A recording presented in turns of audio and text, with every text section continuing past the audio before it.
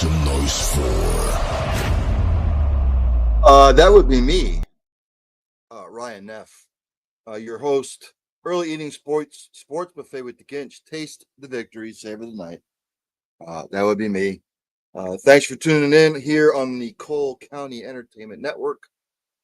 Also, out of the box sports entertainment. I see him sitting there in the green room. Now we are fast approaching NFL season. It would be Alex Insdorf at Alex Insdorf 99 on the Twitter machine, at GAC Podcast 17, host of Bolt Breakdowns, at BB _ Chargers, contributor, med student, inquiries, Insdorf Alexander at gmail.com. I hope I'm saying it right. Formerly at the Chargers for USA Today. Let's bring him on. Hopefully he'll be able to hear me. Alex, can you hear me?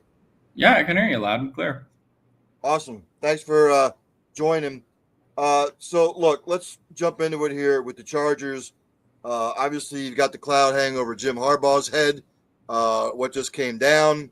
I don't know how Chargers Nation feels about that. But look, some new faces. Would you say, as far as Justin Herbert goes, that the jury is still out on him? I know he's had a couple of good years. Last year, he really didn't have to do too much. But now you have Omarion Hampton in the background, Najee Harris in the background. The receivers are serviceable. Look, my Kansas City Chiefs are going to take a step back this year. Denver's up and coming. Look, the Raiders, we can count them out. So heading into the 2025 season, I'm not going to say make or break for Herbert, but he's sort of going to have to put together something here. Yeah, I mean, I definitely think it's a not make or break year, but like you said, year with high pressure on him. Certainly, if this team does make the playoffs, to have a better playoff game than he did last year, and I think they've set themselves up this offseason to certainly do better than their performance last year. I think the big thing for me, just looking at it early, as far as can they get back to the playoffs, which I don't think is like a guarantee for what it's worth. I think this is a team that is in a competitive AFC. A lot of teams have gotten better. Yep. The Broncos are one of them. Obviously, the Steelers have a new quarterback, so I don't think this is easy. Lock them in as like 5th, 6th, 7th seed, especially with the loss of Rashawn Slater, which I think changes the season for them in a big way. But I think this is a team, like you said, rightfully so, should be expected to compete for the playoffs. And once Justin Herbert does get there, expected to have definitely a better performance than last year. So as far as the offense goes, they bring back Keenan Allen. I mean, he's older as far as wide receivers go. You have Ladd McConkey, who had a fantastic year last year. Quentin Johnson, who I thought would be fantastic in the pros, sort of been a bust as of now. And then is Omarion Hampton going to start? Yeah, I mean, it's looking that way right now. Obviously, you mentioned Najee Harris earlier, but he's still not practicing with the fireworks incident and the eye injury he has sustained from that. Yeah. So they're going into the season certainly with Omarion Hampton looking like a high-volume starter right now. Now, that could change if Najee Harris is back in practice tomorrow, but we're 2 weeks out from the season now, and Najee has not come close to really hitting the practice field in that kind of way. He's been doing some light drills and stuff like that, but has not participated in team activities, not even, a practice since the Chargers opened camp on the 17th of July.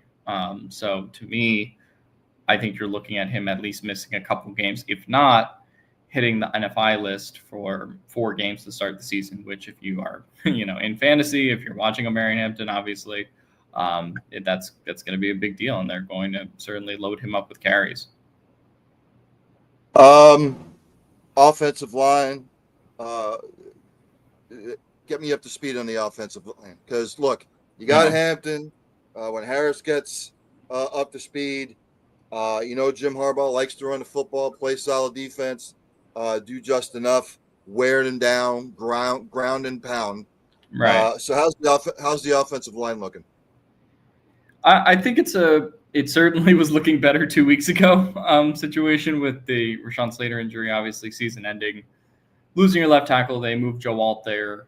There's former swing tackle Trey Pipkins now playing right tackle and starting there on the line. So I think they're trying to make the best of kind of a bad situation right now. But I still think getting Mekhi back in from the Eagles, they expect certainly a jump there in the run game. And if you get a big jump from Joe Alt, then like I still think this is an offensive line that can be better than last year. But I think as far as ceiling is concerned, as far as potentially being top 5, top 10 offensive line, I think those goals for me would be a little too high right now, considering the loss of Slater and frankly the Pro Bowl level that he was able to play at last year. Flip it to the defensive side of the football. Look, I didn't think the defense was all that horrible last year. Mm-hmm. I'm not saying they were spectacular. They weren't spectacular. Right. They weren't horrible. They were sort of like right in the middle. Yeah. Now we got Khalil Mack, Denzel Perryman. Who else is up front there? We got Tier Tart. So talk to me about the defense a little bit. What kind of scheme are they gonna run this year, and what sort of improvement do you see on the defensive side of the ball? Yeah, I think they're in the second year of this Minter scheme, which has allowed for career years for players like Dayon Henley last year. Tarheeb Still, the corner group. Derwin James was an All-Pro last season, obviously. So this is a defense that I think is still, there's more room for it to grow compared to last year. Some of the replacements, that they'll have to make compared to last year are in the defensive line. They lost Poona Ford to the Rams in free agency, so that'll be something. Earlier this season they took Jamari Caldwell in the draft. They stocked up with a bunch of defensive tackles in free agency to kind of make up for that loss. So that I think will be one of the areas where they're tested. And then, outside of that, they signed Dante Jackson in free agency. And that's kind of it for the most part on the defensive side of the ball. Outside of that, you are kind of running back the defense from last year, which was in many statistical categories number 1, number 2 defense in the league. I think some of that was a little inflated by some of the teams they played. They did play 4th place schedule last year, and played frankly some non-competitive quarterback situations such as the Browns, such as the Saints, and a couple of teams like that.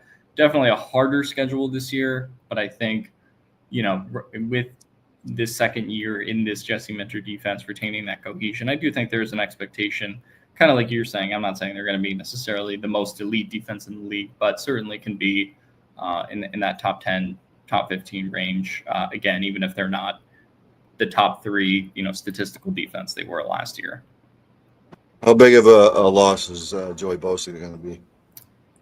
I think, the big thing with Joey Bosa was just that, unfortunately, he can never stay healthy. And I think really, yeah, he had an amazing week 1 last year, one of the better games I've seen him play in his career.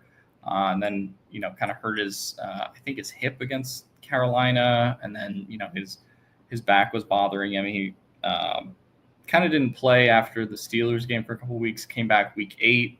And I credit him for trying to kind of push through the hip injury he was dealing with, because clearly it was ailing him. But once he had that hip injury and was trying to work through it the whole season, even though he was playing a lot of snaps, they weren't really the same quality that you saw, in that week 1 game last year, where I just thought, it looked like healthy Joey Bosa. We just didn't get healthy Joey Bosa, even when he did come back last year. So, wish him all the best in Buffalo.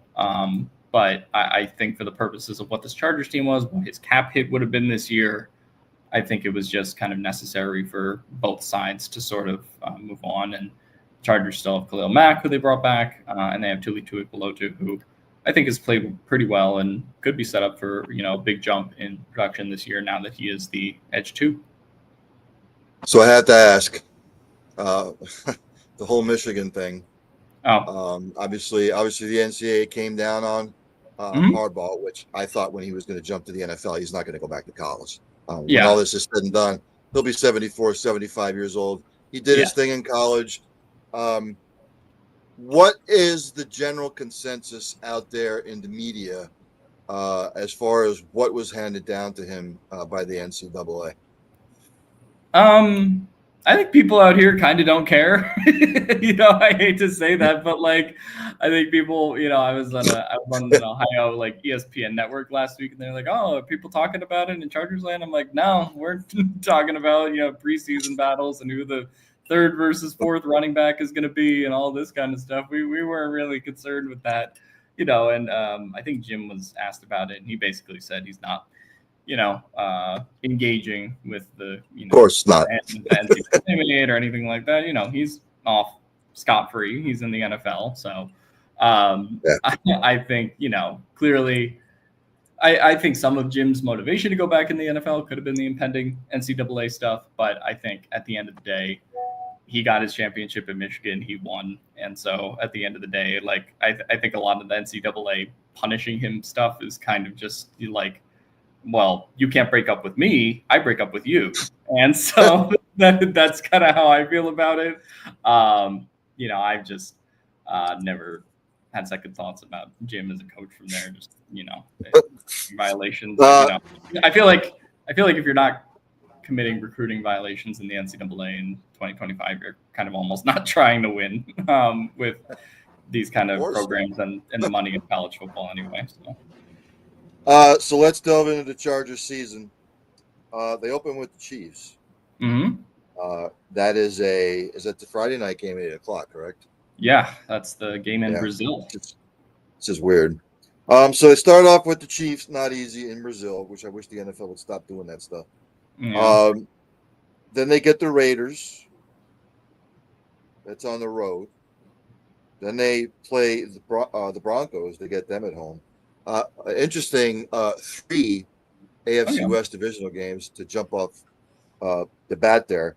They play the Giants. Forget it. They'll win that one. Commanders, Chargers, up in the air for me. Chargers at the Dolphins. That's October 12th. Winnable. Colts at the Chargers. The Colts are a mess.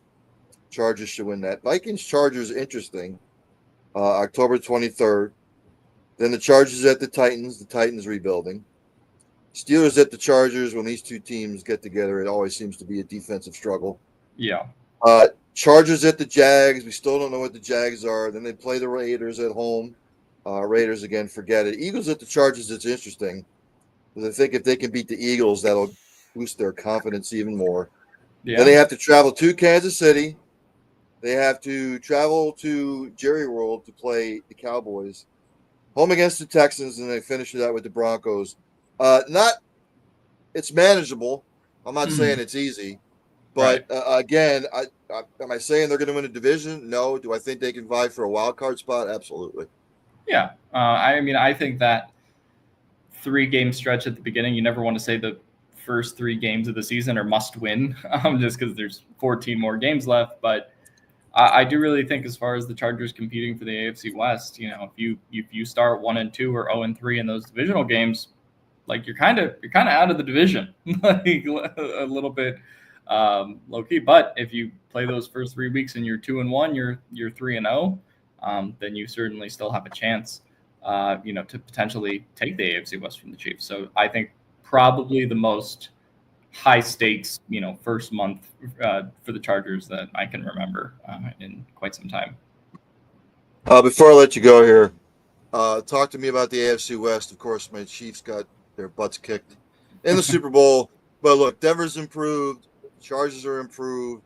Raiders are a mess. I think that my Chiefs will take a step backward this year because they're trying to run it back again with the players that they have, which isn't going to work. So I'll say this on record. I don't think the Chiefs are going to make the playoffs. I think the division comes down to the Broncos or the Chargers. We all know, Alex, what happens to the Super Bowl loser the following year. Yeah. Anybody can go back and take a look at the last 20 years. It just happens. I just don't think the Chiefs are going to make the playoffs. What say you about the AFC West this year? Yeah, I'll believe in the Chiefs' downfall when I see it. I still kind of think the Chiefs are winning the division. And then, like you kind of mentioned, I think the Chargers and Broncos are the clear wild card contenders. I do think I disagree with you on the Raiders a little bit. I don't think the Raiders are. I don't think they're going to be good in terms of like competing for the playoffs. But that was a straight unplayable football team last year as far as the coaching from Antonio Pierce, their quarterbacks. I do think that team is due for like just a jump in competency. Just having Pete Carroll there, who's done a lot, these rebuilds, as well as Geno Smith, who's more than serviceable compared to what they had before. So, not that they're going to go, light the world on fire, but if they were 7-10, 8-9 type team, I kind of wouldn't be surprised. And then that obviously, puts a wrench into the AFC West if they're able to be competitive with the Chiefs in a game, if they're able to, split with the Chargers, that kind of thing.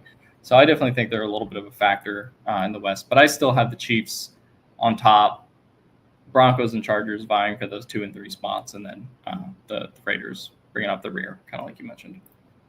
Ladies and gentlemen, that's Alex Insdor, who covers I always say the San Diego Chargers because that's just what I grew up It's with. okay. I'll never get used to. I'll never get used to the Los Angeles Chargers. Yeah. Never got used to the Los Angeles Raiders. They're not the Vegas Raiders to me. They're the Oakland Raiders. So, Yeah. Alex, thanks for coming on, my man. Yeah. Thanks for coming on. Thanks for having me. Yep. Have a good one. That is Alex Insdorf, ladies and gentlemen, covering the Chargers. Again, we're still 2 weeks away from the start of the NFL season, but I don't see the Chiefs making the playoffs. People will call me crazy. I get it. But the fact of the matter is, like, the Broncos, much improved. Their defense is going to be fantastic. Offensively, if Knicks can take another jump in year 2, and then you have the Chargers, Marion Hampton, Najee Harris, Ladd McConkey. I know they brought Keenan Allen back. I know he's old. And the defense, if they can just be like in that 10 to 15 range. And the Chiefs, again, I said it the other day. Brett Veach, the GM, the running backs, nobody scares you. The receivers, same receivers. And the defense is basically the same. So they're basically trying to run it back again. And they're old. They're old. Period. And the Raiders, I know myself and Alex disagreed, but much like he says he has to see it with the Chiefs, the decline, I need to see it out of the Raiders this year. I just think they're going to stink. I know they have Brack Bowers, maybe some pieces to the puzzle, but it's a hell of a task in that division to, if they go 2-4 in that division, I'll consider it a success. Anywho. Let's go to some news and notes from around the world in sports. Ravens fans rejoice. Doesn't look like Lamar Jackson's injury is serious. Says he's fine. He had his foot stepped on at Ravens practice.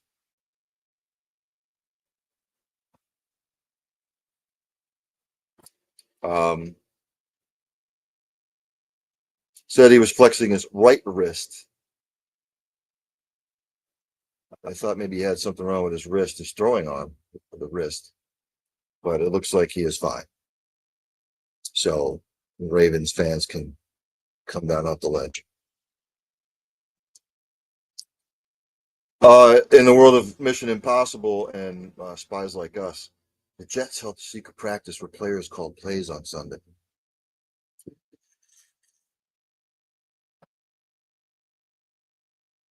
Deep undercover.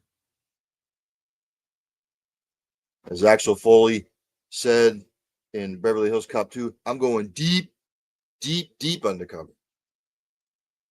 Hey, you want to have secret practices, players call the plays, whatever. If it helps the team, more power to them.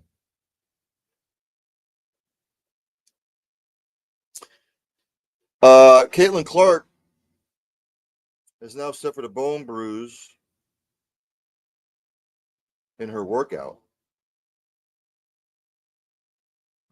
That happened earlier this month. So some other stuff coming out other than the groin injury. She has a bone bruise. Lord knows when she'll come back.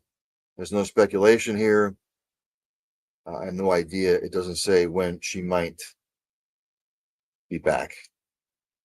And look, if Sophie Cunningham's out, you don't know when she's coming back. Does anybody really think maybe the Fever have a shot to win an NBA title? Thoughts that maybe they shut her down? I don't know. We will leave that to the coaches and the organization.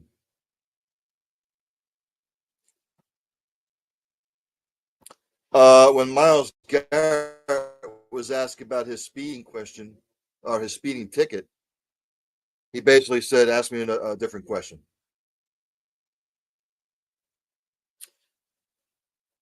I'd honestly rather talk about football and his team than anything I'm doing off field other than the back to school event that I did the other day. Well, don't go speeding. You don't want to talk about it. Don't put yourself in that situation. We all make mistakes. I get it. Not judging. But you committed the crime. You're going to get asked about it. Pouty, pout, pout, pout. Ask me another question. That's what athletes seem to do. Just like athletes when they win a huge game or when they win in general and they get interviewed afterward, a lot of them sometimes it's, well, thank the Lord for putting us in this position. Thank the Lord for letting us win. But when they lose, you don't ever hear them say, you know what, the Lord just didn't have it in the cards today. Or just, he just didn't want us to win today. But he gets all the praise when you win.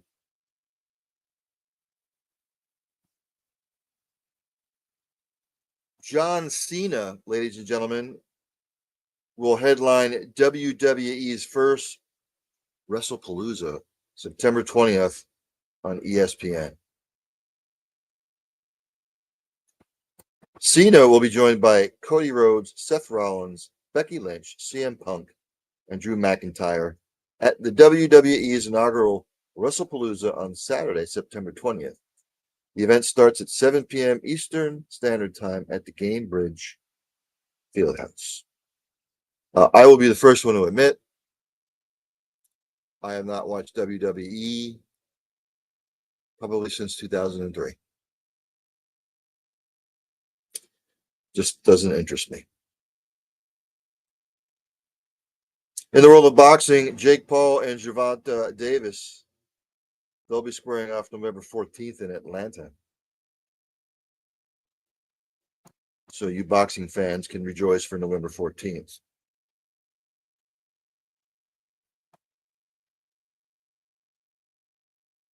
Mark Schlabach reporting for ESPN.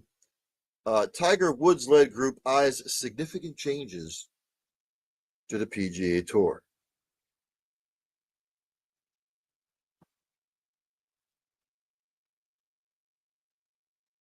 Just trying to read over it here. PGA Tour CEO Brian Ralop. He announced he has formed a 9-person future competition committee that would be led by 15-time major champion Tiger Woods.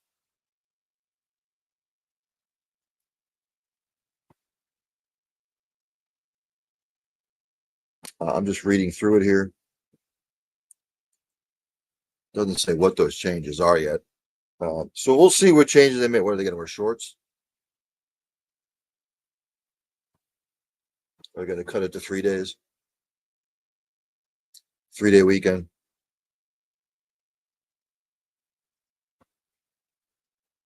This is reported by the Associated Press. Offshore betting on Little League Baseball World Series games irks managers. Well, no shit. It's in everything, man. You're not going to get around it. You can bet on anything. If Vegas wanted to come up with a prop bet at 3 p.m. Tomorrow afternoon, will LeBron do number 2 or number 1 in the bathroom if he goes to the bathroom? It's probably. It's just in everything. Period.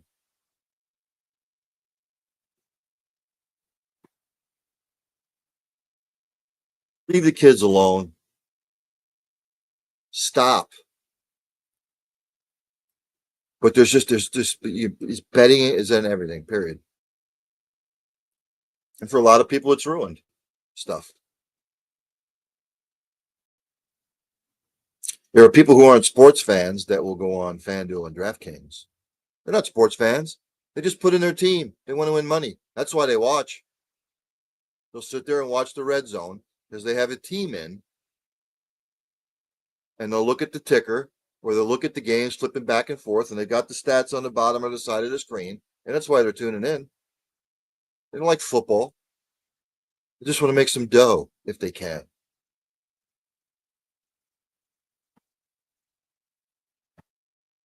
Speaking of the Little League World Series, I actually forgot it was going on. Like that's where my mind is at as I get older. But we're down to the nitty gritty now. Today's action: Chinese Taipei beat Barquisimeto Venezuela 7-3. Double elimination round. Santa Cruz Aruba beat Tokyo. A little bit of a shocker there. That was an elimination game. Tokyo, Japan now done. Fairfield, Connecticut beat Las Vegas, Nevada, double elimination 7-3. Right now, top of the second, Sioux Falls, South Dakota, and Irmo, South Carolina are scoreless.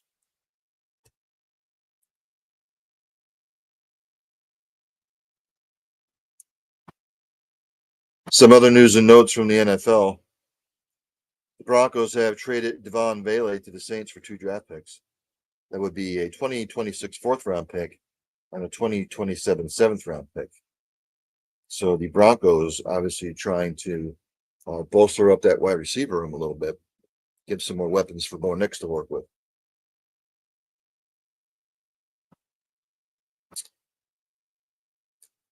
Tyler Badgett, the Bears backup, he has signed a 2-year extension worth $10 million. So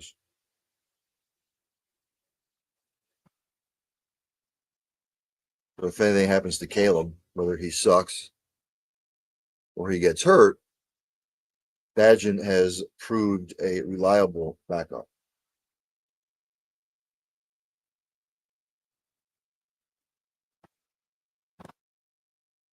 The injury bug continues to bite the Bengals. Offensive lineman Cordell Volson has a shoulder injury. He's expected to miss the season. The Bengals, the last 3-4 years, have injury-wise, have not been able to avoid the injury bug, unfortunately. We jump to Major League Baseball. Scores from yesterday. As my Verizon pen continues to buffer. Not feeling the buffering. I don't like buffering. Right now, bottom of the third, Marlins up on the Cardinals 1-0. Bottom of the third, Nationals up on the Mets 1-0. White Sox Braves scoreless. That's just underway. Earlier today, the Pirates beat the Blue Jays 2-1. The Phillies beat the Mariners 11-2. Tigers over the Stros 7-2.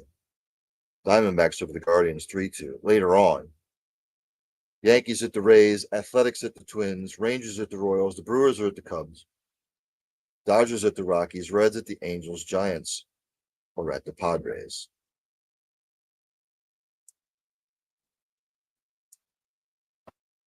Some Major League Baseball news. Just like they did last year with a starting pitcher prospect. They're calling up their top pitching prospects, Bubba Chandler, 22-year-old right-hander.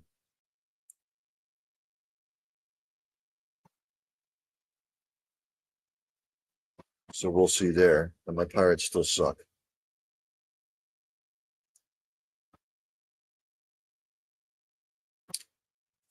Houston Astros Taylor Trammell is being evaluated for a concussion after he crashed into the fence today during the Detroit Tigers loss. I haven't seen the replay, but of course, we will always err on the side of caution when it comes to any sort of injury.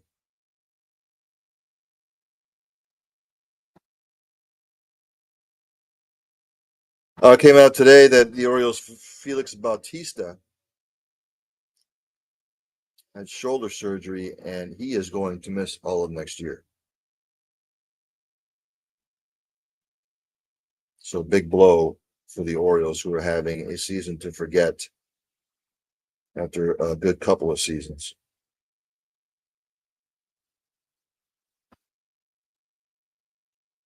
Some of this other stuff I already went over.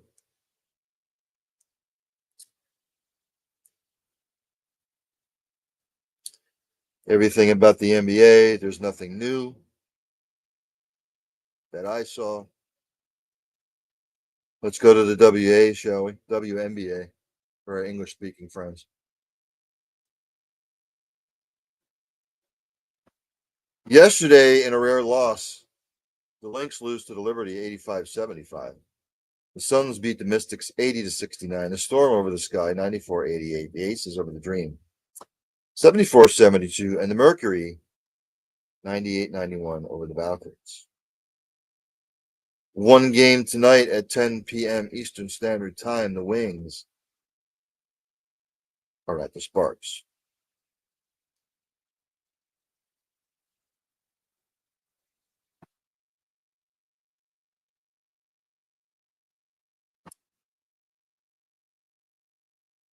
Again, the WNBA playoffs are fast approaching.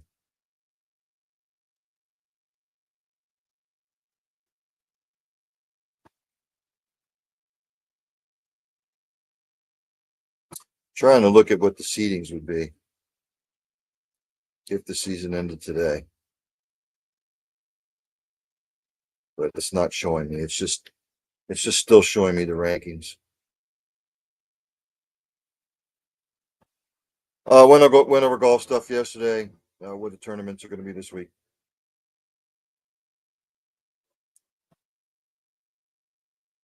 Again, NASCAR is at Daytona on Saturday.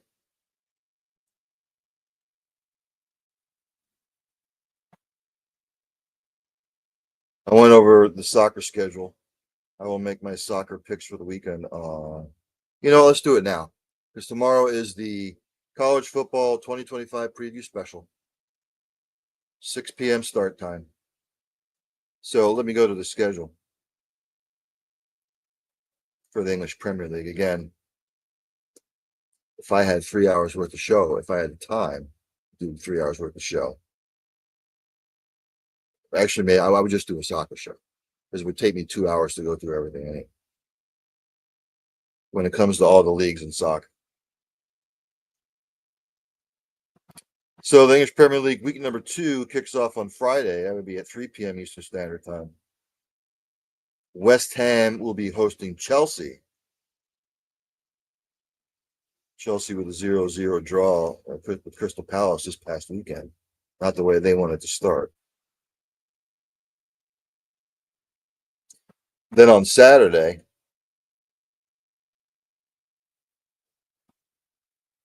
(7:30 a.m. Eastern Standard Time), Man City will host Tottenham. Bournemouth will host Wolverhampton. Brentford will host Villa. The Bournemouth, Wolverhampton, Brentford, Aston Villa, and Burnley will host Sunderland. Those are all 10 a.m. Eastern Standard Time starts. And then at 12:30 Eastern Standard Time, Arsenal will host Leeds. Then on Sunday,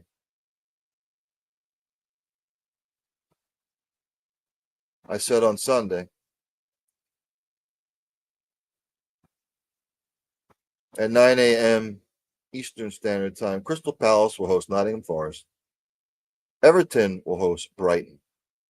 And Fulham will host Man United.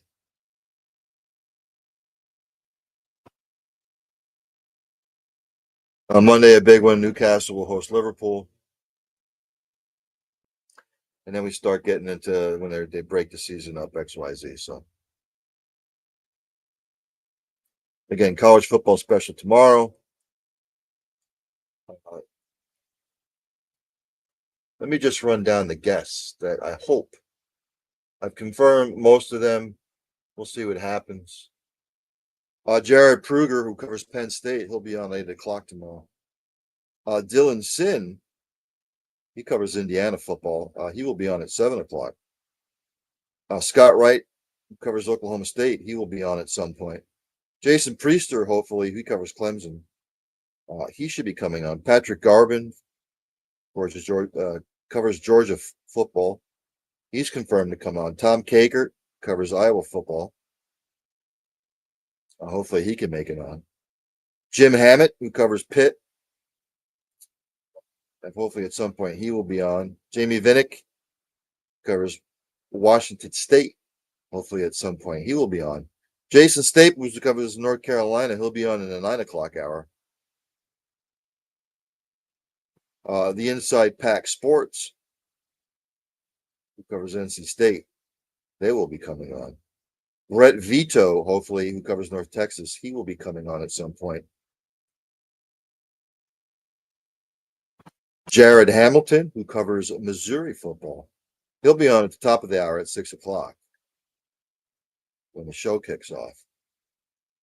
At 6:30, Mark Johnson, who is the play-by-play man for Colorado Buffaloes football, he's coming on at 6:30. And then at 8:30, Devils Digest covering Arizona State Devils football, be on in the 8:30 p.m. slot. So I think I'm going to end it here. Short show. It will start picking up with football, college, and the pros kicking off their season soon. Yes, college football is back on Saturday. And there's not a lot of games, but screw it. It's still college football. And I'm interested to see the Kansas State-Iowa State game from Dublin, Ireland. 12 o'clock kickoff. Be an interesting tilt on that particular game.